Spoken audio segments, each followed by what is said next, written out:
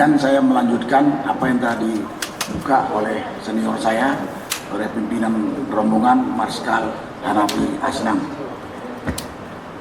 Bapak, Ibu, hadirin yang tidak bisa saya sebutkan satu persatu yang saya hormati, saya muliakan. Sebelum saya sampaikan yang perlu saya sampaikan, sebetulnya saya mau protes sama moderator. Tadi yang dikenalkan cuma teman saya, Dr. Marwan Batubara, orang Medan. Moderator tidak tahu nama saya Sunarko, tapi saya lahir besar sampai lulus SMA di kota Medan.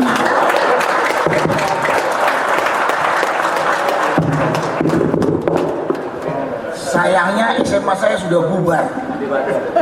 SMA mana nih? Di SMA mana nih? Widya Sana bersubsidi. Dulu jalan GB Joshua, jalan Deli, jalan Benteng Uraba.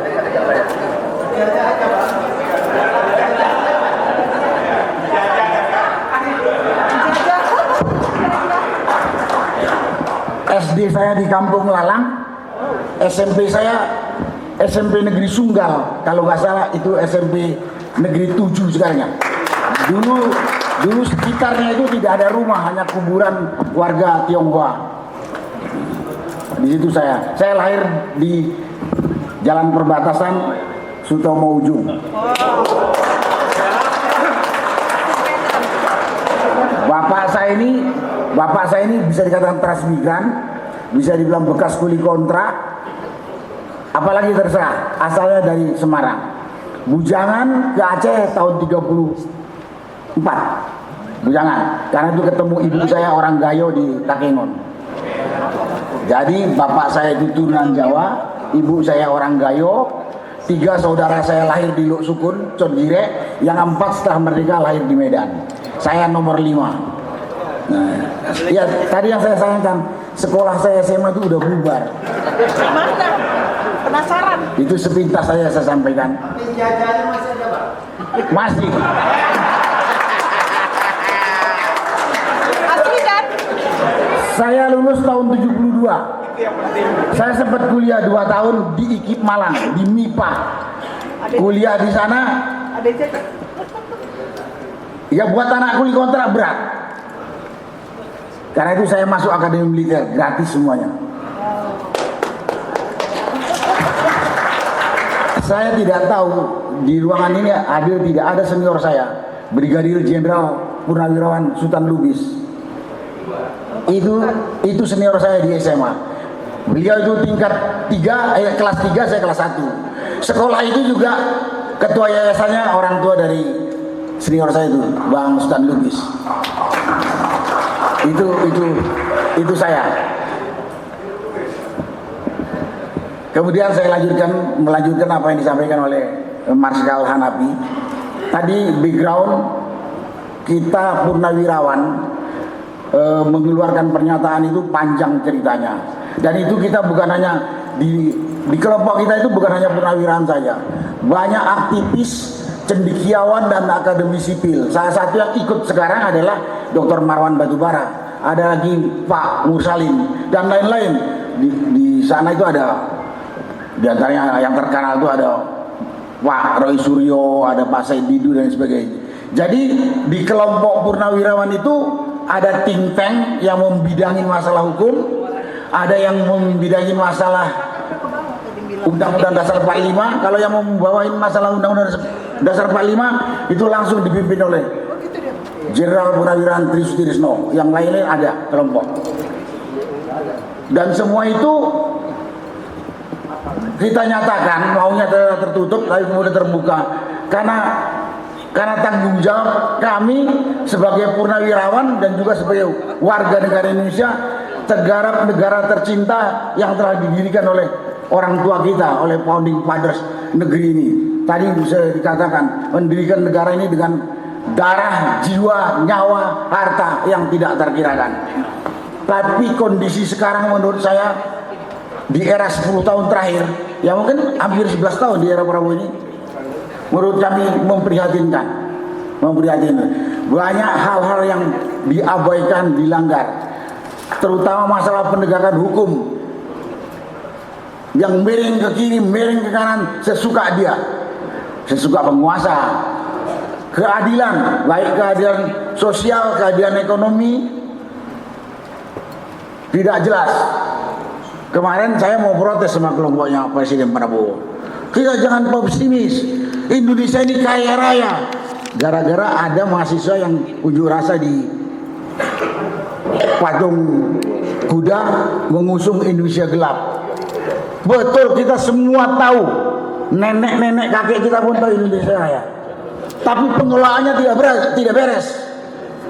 Sekarang kekayaan bangsa, terutama SDA yang begitu besar, yang menikmati nggak sampai 10% dari rakyat Indonesia. Itulah yang kita protes. Padahal Undang-Undang Dasar 45 Pasal 33, semua kekayaan alam dikelola oleh negara untuk sebesar-besarnya dimanfaatkan untuk kesejahteraan rakyat. Sekarang untuk beberapa gelintir nggak sampai 10% yang menikmati. Itu diantaranya, lain-lain banyak sekali kalau dijelaskan. Hukum carut marut, banyak dagelan di pengadilan. Saya udah ngadapin. Saya juga pernah masuk bui kok, dituduh yang nggak jelas oleh rejim yang lalu. Tidak diteruskan, nggak tahu. Dan lain-lain. Nah, kondisi itu dihadapkan dengan tugas tanggung jawab kita yang kebetulan purnawirawan sebagai warga negara, kita keluarkanlah pernyataan.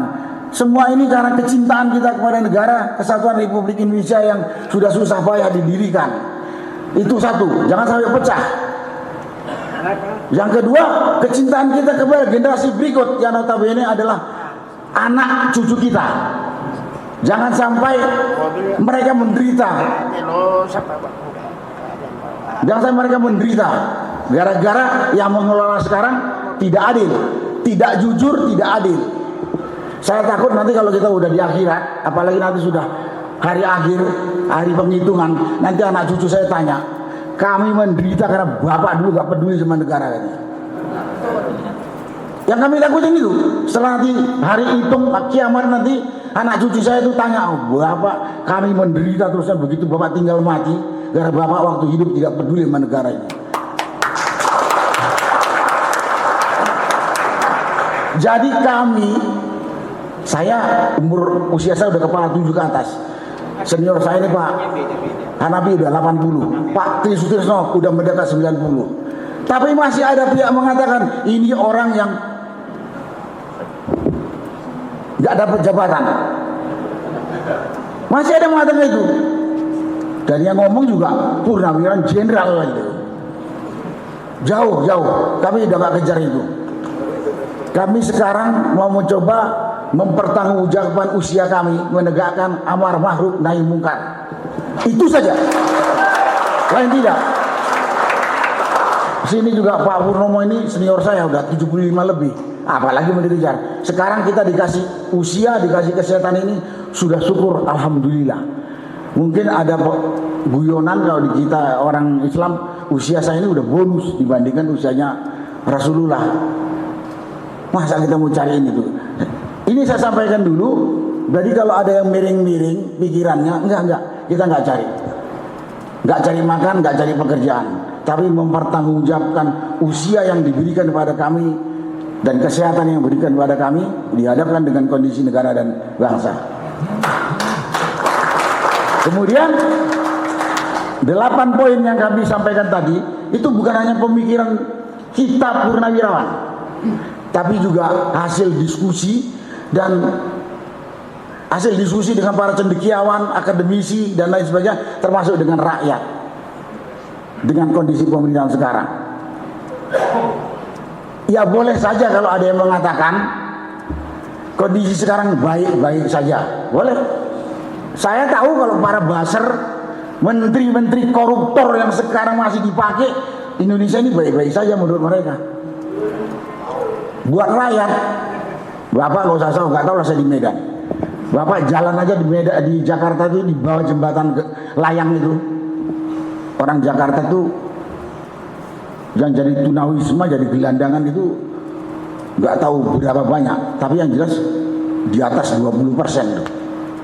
Nah karena itulah kemudian kami mencoba untuk memberikan masukan kepada pemerintah dalam hal ini Presiden Prabowo dengan harapan kalau ini jalankan. Kalau ini memang diperlukan diskusi, kami siap. Bahkan kalau untuk menjalankan ini, saya pernah katakan, untuk menjalankan saran masukan ini, Pak Prabowo takut menghadapi pihak yang menentang, kami siap mati di depan Presiden Prabowo. Asal Presiden Prabowo melaksanakan kepentingan rakyat, menjalankan pemerintah ini dengan amanah. Dengan amanah itu artinya dijalankan pemerintah ini sesuai konstitusi yang benar, bukan konstitusi yang sudah diacak-acak, dan sesuai dengan keinginan rakyat. Kita tahu, kita milih presiden si A, ya terus saya sekarang Presiden Prabowo, pasti di hati kita berharap Pak Presiden Prabowo ini menjalankan pemerintahan ini untuk mensejahterakan, untuk mengamankan, untuk memenuhi hak dan kebutuhan rakyat, bukan jalan semau dia.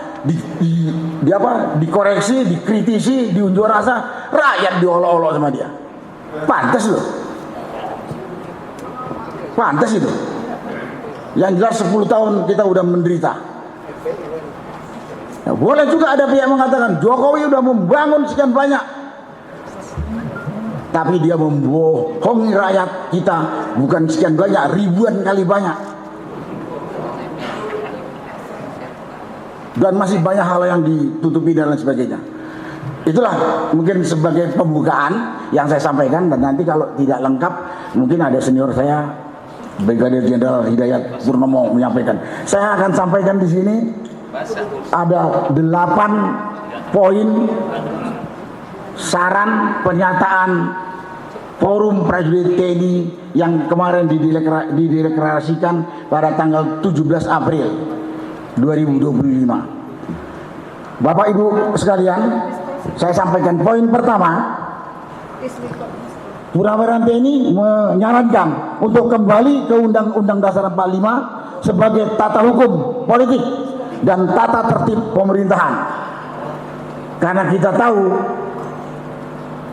ini dibuat oleh orang tua kita, bukan hanya sekedar dipikirkan saja. Kita tahu kita ini orang-orang yang sangat religius, orang-orang tua kita itu, dengan pemikiran, dengan diskusi dengan tokoh agama dan sebagainya. Sekarang Undang-Undang Dasar yang sekarang itu sudah 4 kali diamandemen, dari mulai tahun 99 sampai 2002. Menurut kajian kami sudah 90% lebih berubah, dan tidak hampir menghilangkan apa yang disarankan oleh orang tua kita dulu. Yang nilai-nilai spiritual, keadilan, nilai kultur diperhatikan, sekarang nggak ada. Sudah mendekati kapitalis dan lain sebagainya. Dan ini ada tim tersendiri yang sudah mengkaji. Tapi di medsos sudah ada tulisan dari Jenderal Tri Sutrisno, ada 11 nasihat dia pada saat 15 Juli kemarin memperingati dekret Presiden 5 Juli 1959 yang lalu. Memang di Undang-Undang Dasar 1945 itu masih banyak kekurangan. Tapi kita berpikir dasar pertama, kajian bentukan dari Founding Fathers segini itu sangat memberikan warna keindonesiaan yang sangat dalam. Dan untuk menyempurnakannya, contohnya di Undang-Undang Dasar 45 itu tidak ada masa periode presiden. Ini perlu, kalau begitu ya kembali ke Undang-Undang Dasar 45, perlu segera ditambah, istilah kita diberi adendum. Jadi begitu kembali dilengkapi dan dengan istilah adendum. Kalau kita mau meniru, katanya ini meniru gaya Undang-Undang Dasar negara Amerika. Amerika itu Undang-Undang Dasar pertama yang dibentuk pada tahun 1776 sampai sekarang tidak pernah dirubah. Tapi ada penyesuaian dengan perkembangan politik, ekonomi, dan teknologi. Sudah 20 kali di adendum Undang-Undang Dasar Amerika. Nah, kita mencontoh itu. Jadi dasar-dasar awal kita tidak hilang. Ada juga Undang-Undang Dasar 45 yang lalu yang dihilangkan. Salah satu diantaranya dulu dalam Undang-Undang Dasar 45 dinyatakan bahwa yang menjadi Presiden Republik Indonesia adalah orang Indonesia asli. Sekarang dirubah menjadi warga negara Indonesia. Jadi kalau ada orang Indian jadi warga negara kita, ada orang kulit putih saya punya hak jadi presiden. Itu mengkhawatirkan kita yang pribumi ini jangan sampai seperti Singapura contohnya. Contohnya paling gampang, paling dekat.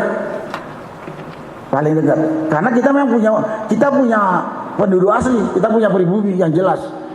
Jangan juga kayak aborigin, penduduk pribuminya hilang, kulit putih semua yang mengatur dan lain-lain. Itu hanya salah satu contoh saja. Dan ini ada tim tersendiri menyangkut saran kita untuk kembali ke Undang-Undang Dasar 45 yang asli, dan itu perlu disempurnakan dengan adendum.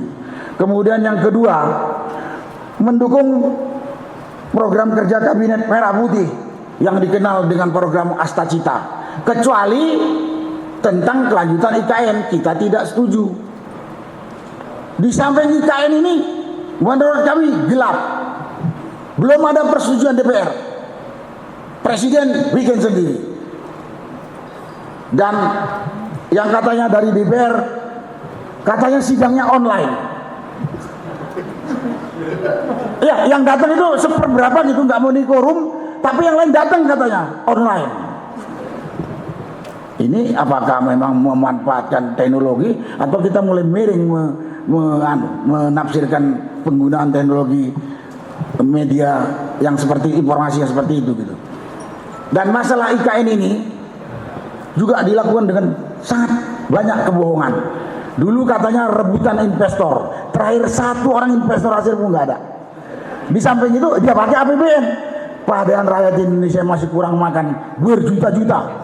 Saya tadi dapat informasi dari Pak Purnomo, ada 62 atau 66% rakyat Indonesia masih berada di bawah garis kemiskinan. Mana lebih penting, menghidupin rakyat yang melarat itu atau membangun yang sekarang sudah berapa tahun belum jadi, menggunakan uang APBN dan lain sebagainya. Itu pertimbangan kami kenapa kita mendukung Astacita, tapi khusus untuk IKN kita menolak. Kemudian yang ketiga, menghentikan PSN PIK 2 dan PSN sejenis. Saya kebetulan tim yang ada di sana. Saya diserang dengan anti pembangunan. Kami di sini juga ada Pak Marwan termasuk tim. Di sini ada Pak Purnomo. Tidak anti pembangunan, tidak anti asing. Bangun tapi jangan membangun kemewahan dan segala kemajuan di atas penderitaan dan darahnya orang miskin. Itu yang kami tolak. Biar Bapak tahu, saya kasihkan di forum ini. Ini terjadi juga di Rempang, di Surabaya dan lain sebagainya. Tanah di sana harganya, kalau harga pasaran di atas 500.000 per meter, dipaksa dibeli dengan 50.000, bahkan di bawah 50.000. Orangnya mau jadi gelandangan, mau jadi tak peduli. Kemudian dibangun segala fasilitas. Harusnya orang kaya yang punya duit ini memberdayakan kita. Kalau perlu harga 100 dibeli 500, biar yang punya lahan jadi maju. Tidak. Ini tidak. Lahan rakyat dibeli dengan cara paksa, menggunakan semua kekuatan, terutama polisi, untuk mengusir, mengintimidasi rakyat. Kemudian ini pemerintah dalam negeri lewat kepala desa, BPL, preman dan lain sebagainya. Itu yang tidak kami terima. Itu terjadi juga di Rempang dan tempat lain.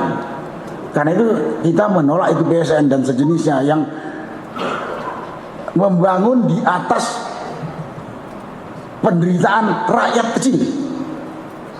Itu yang ketiga.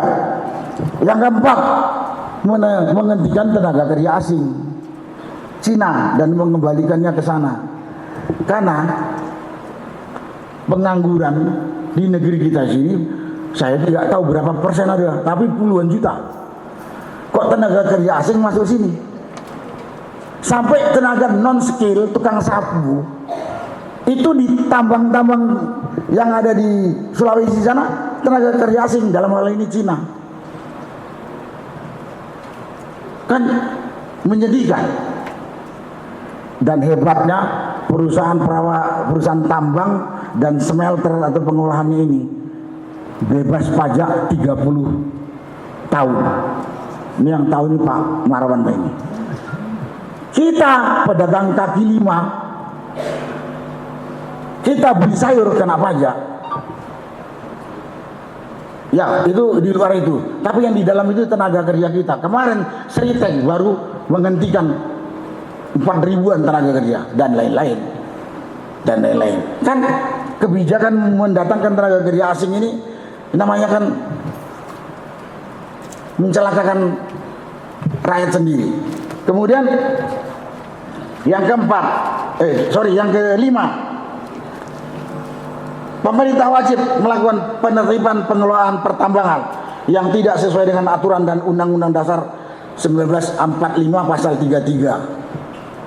Harusnya semua kekayaan alam di darat, di laut, di udara dikelola oleh pemerintah untuk sebesar-besarnya meningkatkan kesejahteraan rakyat.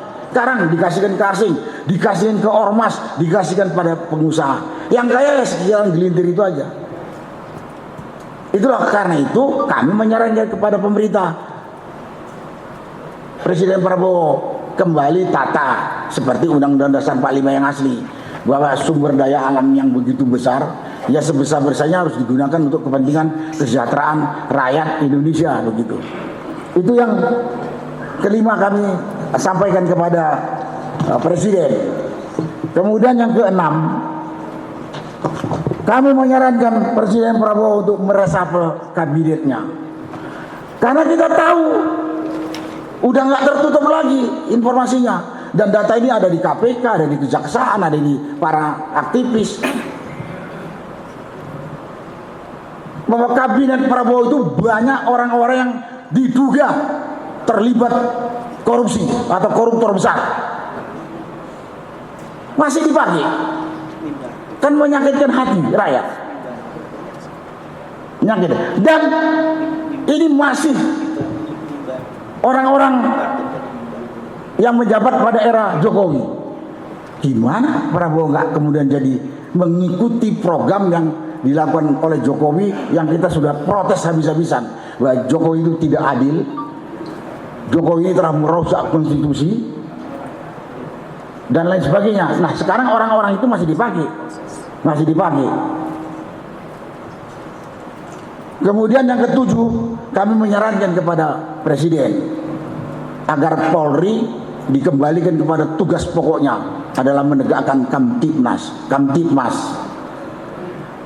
Dan kalau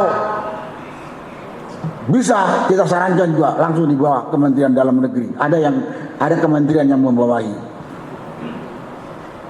sehingga polisi terawasi, terkontrol. Sekarang kan banyak dagelannya. Saya pernah ngomong kemarin untuk bongkar kasus ijazah palsunya Jokowi itu, saya nggak butuh 2 minggu itu selesai kalau saya dikasih wewenang otoritas hukum yang tegas. Ini berbelit-belit nggak karu-karuan. Sekarang kami juga masih punya masalah. TPUA yang dipimpin oleh Dr. Roy Suryo itu menuntut ijazah palsu Jokowi, dihentikan penyelidikannya oleh polisi, dihentikan oleh Barreskrim. Tahu-tahu kemudian Jokowi menuntut tim itu karena telah mengatakan pernah menjolimi, pernah menganukan nama baik dia dan lain sebagainya. Aneh, Jokowinya sendiri belum menunjukkan mana ijazah aslinya. Apa nggak dagelan? Dan saya di pengadilan Saya beberapa kali melihat pengadilan dagelan. Itu semua permainan itu dari penyidik Polri, kejaksaan sampai pengadilan. Karena itulah kita sampaikan ini tadi. Penyidik pertamanya kalau Polri itu jujur, profesional, amanah, bersih semua kejahatan dan ketidakberesan yang terjadi saat ini yang sudah kasat mata. Banyak kalau diceritakan tentang pengadilan dagelan itu saya ngalamin banyak sekali. Itu yang ketujuh. Kemudian yang kedelapan, kita mengusulkan kepada Presiden Prabowo untuk memakzulkan wakil presiden yang namanya Gibran melalui DPR, MPR, ada mekanismenya. Kita nggak memungkinkan Prabowo, hei Presiden, usir Wapres, enggak. Kita sampaikan kepada Presiden, bro, makzulkan sesuai dengan prosedur hukum lewat DPR. DPR tentunya dia akan berkoordinasi atau menanyakan kepada MK, habis itu dapat keputusan dia sampaikan ke MPR. Jadi apa yang kita sampaikan ini menurut kami dan para lawyer kami itu konstitusional, tidak asal mau kita saja, tidak. Itulah yang 8 itu yang kami sampaikan. Dan kami tahu kalau tadi kadang-kadang kita diskusi, ini ada yang bisa dilakukan oleh presiden sendiri dengan orang-orangnya, ada yang bisa harus melalui proses yang panjang. Contohnya kembali ke Undang-Undang 45, dan ini adalah sebetulnya masalah hulu karena sistem kita udah diacak-acak. Ini memang kalau presiden sudah mau harus melalui proses panjang ke DPR, ke MPR, ya, dan mungkin perlu sosialisasi ke rakyat. Tapi kalau menghentikan PSN, tapi kalau cuma meresapel kabinet, kalau memindahkan Polri untuk ini tupoksinya kan bisa dilakukan presiden. Mungkin untuk memajukan Wapres melalui proses. Tapi kuncinya ada di presiden.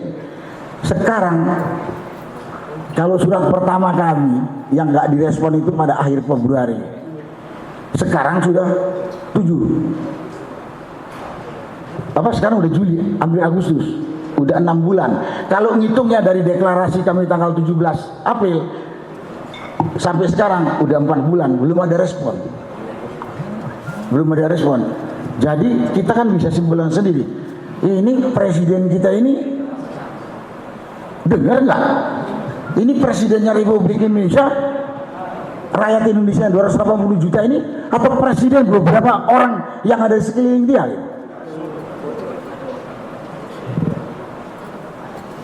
Itulah garis besar 8 poin dengan latar belakang yang kita dapatkan untuk menyampaikan 8 poin tersebut.